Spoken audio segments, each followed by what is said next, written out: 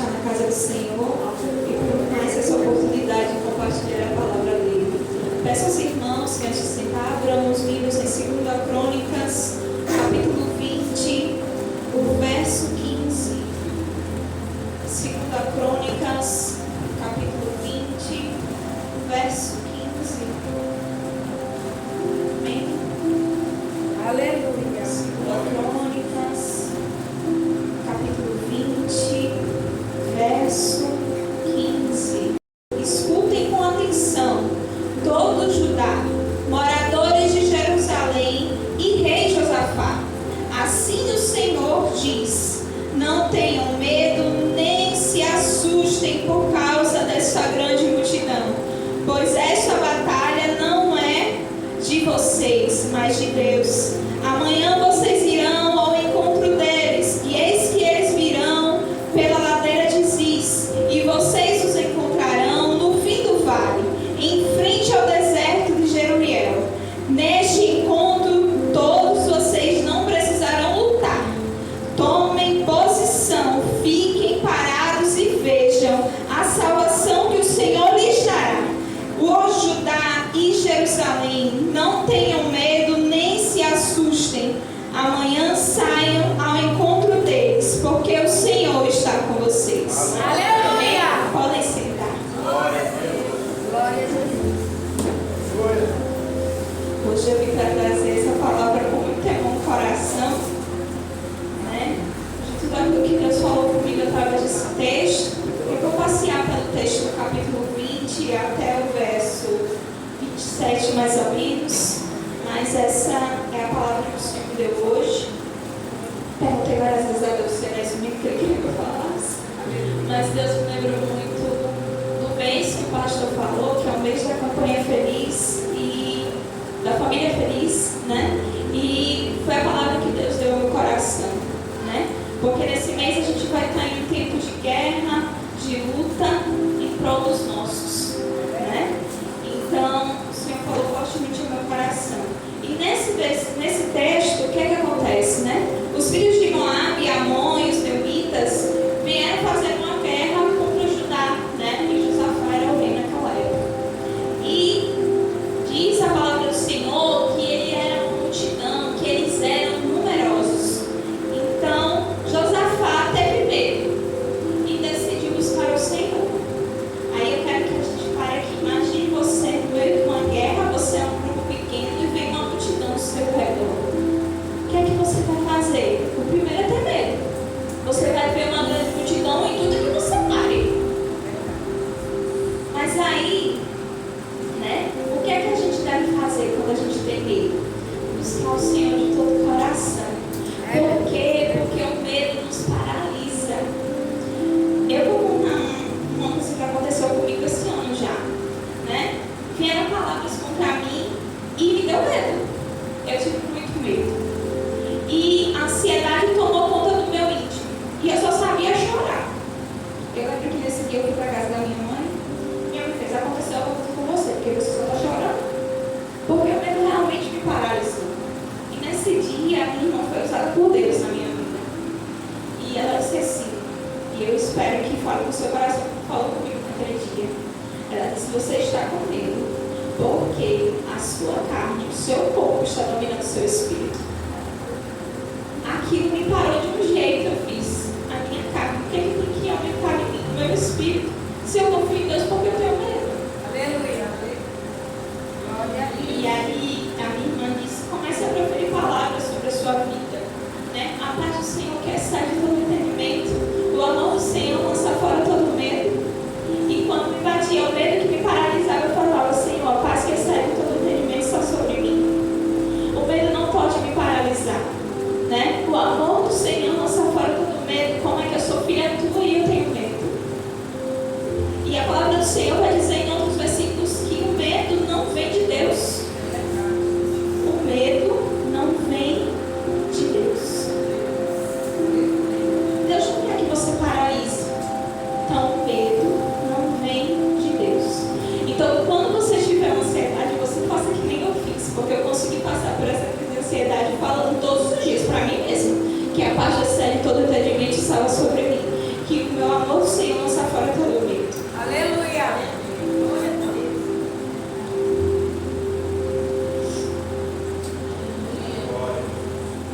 E Josafá, nesse período, por ele teve medo, mas ele diz assim na palavra, então Josafá teve medo e decidiu buscar ao Senhor e proclamou um jejum em toda Judá. E Judá se consagrou para pedir socorro do Senhor. Também de todas as cidades de Judá veio uma grande multidão, né, para se juntar junto a ele. Então, o jejum e a oração inclinam o coração do Senhor ao seu favor. E aí Deus me fez lembrar da passagem de Esther, onde ela tinha que se apresentar ao rei para pedir em prol do seu povo. Mas ela disse, meu povo vai jejuar e orar por 3 dias. Eu também jejuarei, eu e as minhas concubinas também jejuarão por 3 dias e 3 noites, para que aconteça o quê? Para quando eu chegar diante do rei, o coração dele possa se inclinar. Mas quem fez o coração do rei se inclinar? Encontrar favor em Esther? Deus. Verdade. Então, a partir do momento que Josafá chama toda a cidade, toda aquela população para orar e jejuar, era para que o coração do Senhor se inclinasse em prol daquele povo. Então, a palavra do Senhor de Deus vai dizer no capítulo 12, na oração que Josafá fez ao Senhor, né? Juntamente com todo o povo que estava ali. Ele disse, ó nosso Deus, acaso não escutarás o teu juízo contra eles? Porque em nós não há força para resistirmos a essa grande multidão que vem contra nós. Não sabemos o que fazer, mas os nossos olhos estão postos em Ti. Ele confiava no Senhor plenamente. Ele não sabia o que fazer, mas ele confiava no Senhor plenamente. Os meus olhos estão postos no Senhor. Ele sabia que Deus ia fazer em favor deles. Então, nós devemos reconhecer, como ele reconheceu, a grandiosidade de Deus. Glória. E aí ainda diz, né? Então não é pelos nossos meios, não é pela força do meu próprio braço, é pela força do Senhor. E quando eles oraram e se inclinaram, veio a resposta de Jaziel. Jaziel foi usado pelo Senhor para dar a resposta àquele povo. E aí é justamente aquela passagem que a gente leu no início, que diz, né? Não tenha medo, nem se assustem por causa dessa grande multidão, pois esta batalha não é de vocês, mas de Deus. Que resposta! Você vai lutar pela força do seu próprio braço? Ou vai deixar Deus lutar as suas batalhas por você? E o que eu achei mais lindo deles foi que depois da resposta do Senhor, primeiro eles oraram, jejuaram e Deus respondeu. Depois da oração, eles louvaram. Eles entraram em cânticos de adoração ao Senhor pela resposta que ele havia recebido de Deus. Aleluia. E depois disso, né, na manhã seguinte, então, eles se levantaram cedo e foram para o deserto de Teoa. E saiu Josafá e pôs de pé e disse: escutem, povo de Judá e moradores de Jerusalém, creiam no Senhor seu Deus e vocês estarão seguros. Creiam nos profetas do Senhor e vocês serão bem-sucedidos. Ele lembrou, ó, tá vendo? Deus te deu a resposta. A gente vai agora para o fronte de batalha, mas lembre daquilo que Deus já lhe prometeu. Não é para ir com medo, é com fé. Porque agora o medo para Josafá não existia mais. Deus já tinha dado a resposta, Deus já tinha dado a ordenança, então agora ele ia. E aí depois de se aconselhar com o povo, Josafá designou que deveriam cantar ao Senhor, vestidos de ornamentos sagrados, marchando à frente do exército, e deveriam louvar a Deus dizendo: deem graças ao Senhor,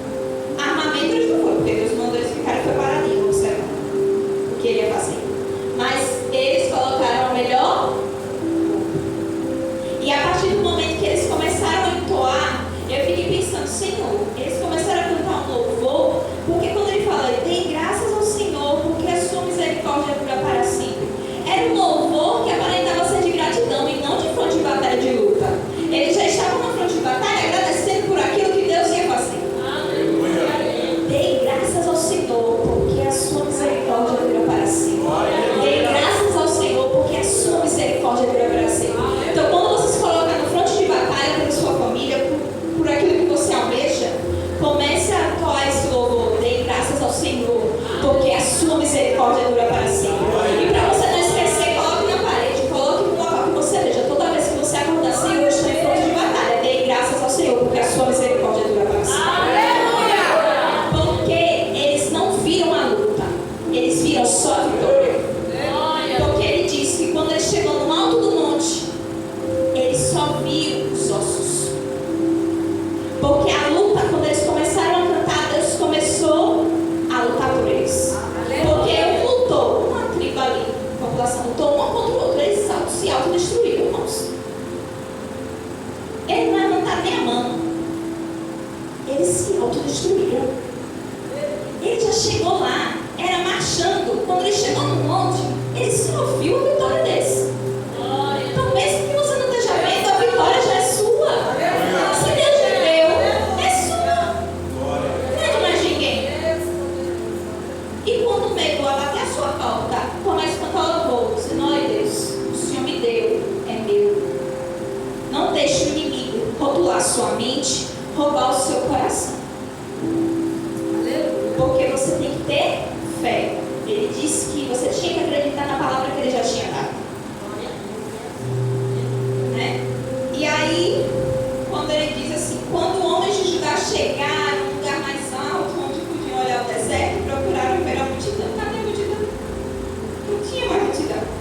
Eis que somente avistaram cadáveres estendidos no chão, e não havia nenhum sobrevivente. Imagina que grandioso. Ele começou com medo, sabendo que havia uma grande multidão vindo à frente dele. Deus se inclinou, ouviu o seu clamor. Ele adorou. Ele foi para o campo de batalha e adorou de novo. Ele foi adorando, ele adorou antes, durante e depois. Ele simplesmente adorou Deus. E aí, a palavra de Deus diz que Deus faz muito mais do que aquilo que a gente pede, sonha ou pensa. Porque eles ganharam a guerra e ainda ganharam objetos preciosos. Porque a palavra de Deus diz: Josafá e seu povo foram saquear os despojos que acharam entre os cadáveres, riquezas e abundância e objetos preciosos. Passaram para si mais do que podiam levar e gastaram 3 dias para saquear o despojo de tanto que havia de riqueza naquele lugar. Imagina, você ganhou a guerra, você ainda ganhou as preciosidades dela. Então Deus faz muito mais do que a gente pede e pensa. É verdade. Então, no 4º dia, eles se reuniram no vale de Beraca, né, que significa bênção, onde louvaram ao Senhor, agradecendo pelo fim da guerra. Foi como eu disse, eles adoraram início, durante e depois. E Deus me fez lembrar, quando a gente fala sobre adoração, agora falando um pouco do Novo Testamento, a gente lembra aí também de Paulo e Silas. O que foi que eles fizeram? Oraram e louvaram ao Senhor. E o que foi que aconteceu? As cadeias se quebraram. Às vezes a gente passa por um grande terremoto, que nem Paulo e Silas passaram. E a gente se sente acorrentado. Aí, qual vai ser sua posição? Vai reclamar das correntes que te prendem? Ou vai adorar e louvar e orar ao Senhor para ser liberto? Aí eu lembro de uma canção, né, da Extra, que ela diz assim, né? Ele diz que terremoto vai acontecer aqui, e as cadeias que me cercam vão cair.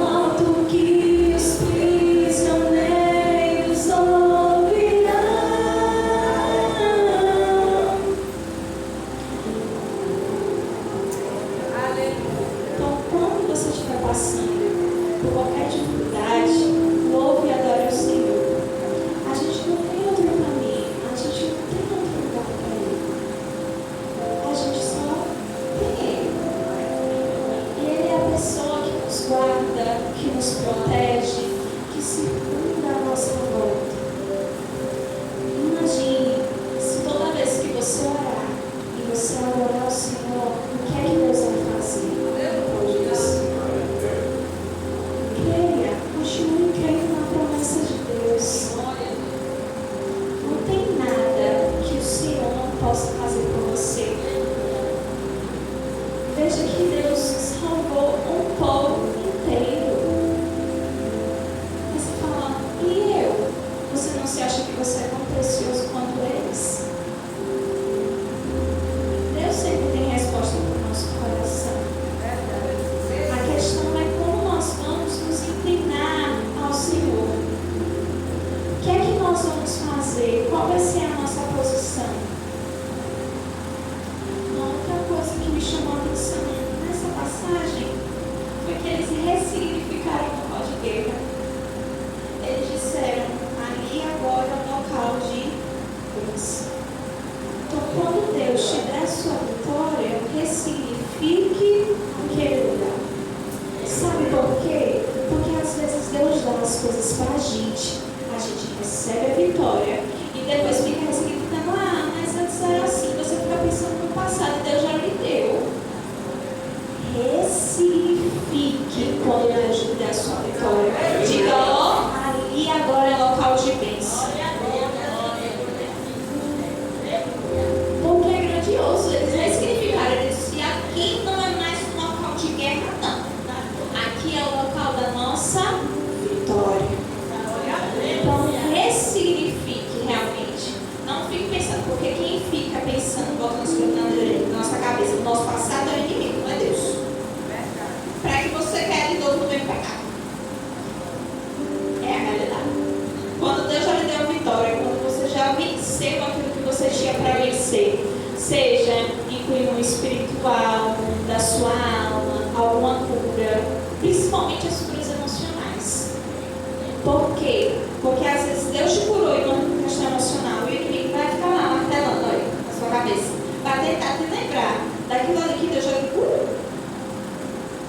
Então, para o inimigo na minha mente, ressignifique. E se for preciso, leia a palavra e fala.